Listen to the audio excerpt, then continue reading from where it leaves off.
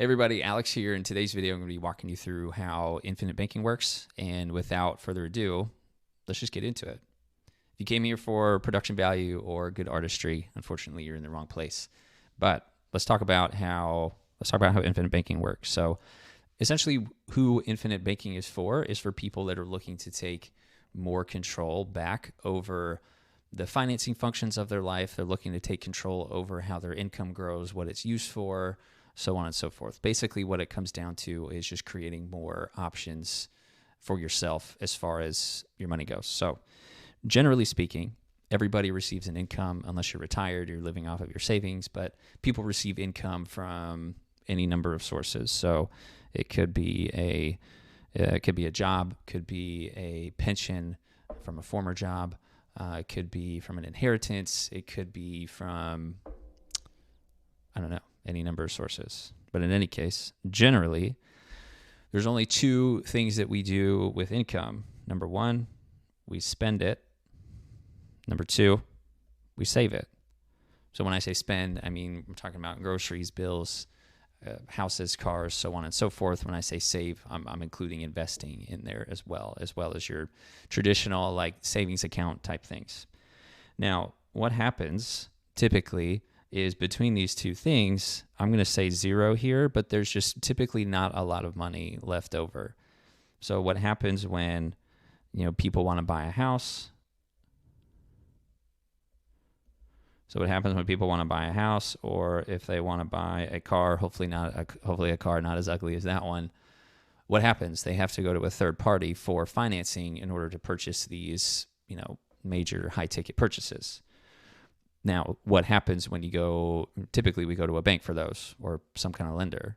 Well, what happens there is we have to meet the obligations and the requirements of somebody suitable in the lender or the banker's eyes as somebody that, is going to pay back this loan.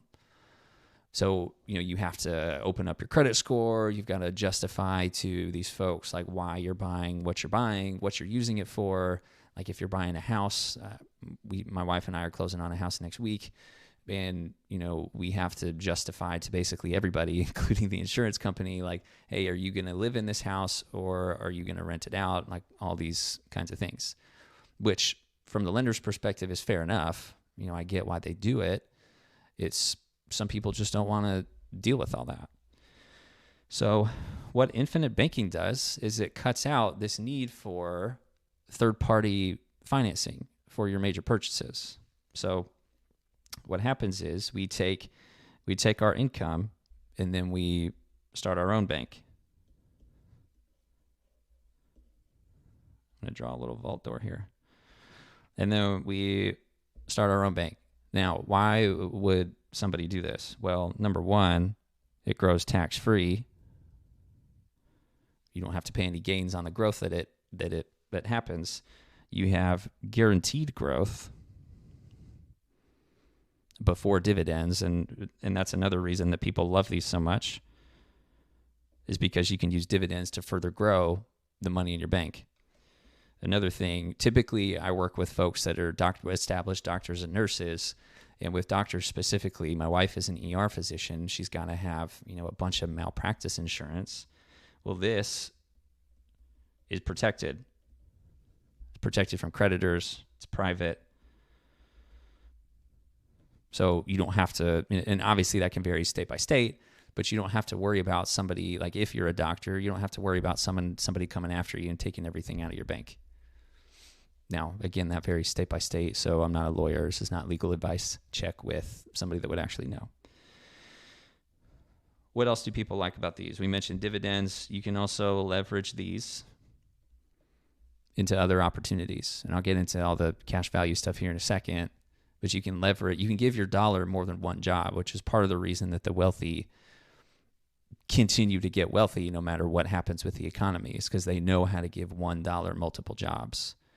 In your typical scenario up here, your income has two jobs. Sure, it's either spend or saved, but once you spend it or you save it, that money's gone. It's not getting replenished until the next payday.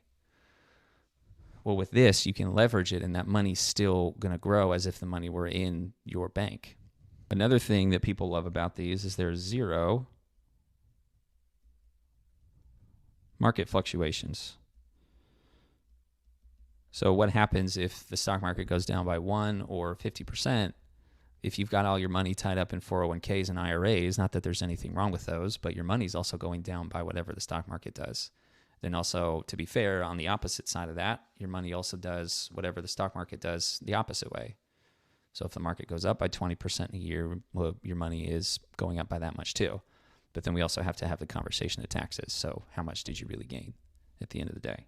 Lastly, I'm not really a woo-woo kind of guy, but from what I've seen and everybody I've talked to, if you've watched Shark Tank, you've also know what I mean. If you're not familiar with Shark Tank, basically it's just a show where entrepreneurs go to pitch to investors. These entrepreneurs typically want cash so their business can grow and scale, and the investors in exchange want equity positions. Well, it's just another version of what we talked about up here with, these entrepreneurs don't know, nobody's taught how to multiply capital in school. So, we have to rely on other people in order to have that capital. Same horse, but different color. So another thing with this, and again, I don't want to make this too woo-woo, but when you have money available, opportunity seems to be able to find you. That's why people are always coming to the folks on Shark Tank for monies, because people know they have money. Okay. When you have an additional pool of liquid capital available like you would with your own bank, then opportunity will seem to find you. All this sounds well and good, Alex, but how do we do this? Well, we utilize a vehicle called dividend-paying whole life insurance. Now, if you're new to infinite banking, but you're not new to life insurance, if you are a Dave Ramsey disciple, Dave Ramsey does good work for certain types of folks. But if you're a Dave Ramsey disciple, I wrote whole banking here, it's supposed to be whole life. But in any case, if you're a Dave Ramsey disciple or anybody that's not familiar with how dividend paying whole life insurance works, you might be rolling your eyes at that. But this is a specifically designed type of whole life insurance. It's not like your grandmother's whole life policy or your crazy uncle that sold life insurance for like 6 months. Now, how does this work? Well, if you own a house, it's kind of like if you're familiar with what a HELOC is, a home equity line of credit. Well, every payment that you make on your house, you get equity available in your home to borrow against, to leverage into some other kind of opportunity. A lot of real estate investors use this type of thing. So it's the same kind of thing. Every month you pay premiums. How do you spell premiums? You pay premiums into the policy, and your premiums do one of two things. Number one, some of it goes to the death benefit, where this is life insurance we're talking about, but another portion also goes to paid up additions. I'm going to have another video on this later. I will link it somewhere around here. But the paid up additions are basically just like small blocks of insurance that grows the death benefit and therefore grows your cash value. Now, if this whole life policy is designed correctly, because of your premiums, well, I shouldn't do it there. Because of your premiums, you're going to have a portion of your death benefit that you can access anytime you want to do this to leverage against.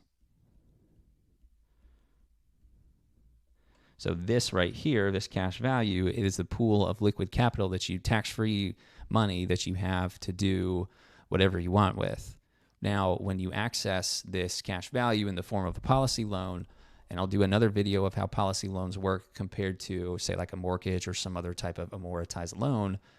But when you borrow against the cash value, you call up the insurance company or you just log into your portal and you just tell them like, hey, I want to borrow this money.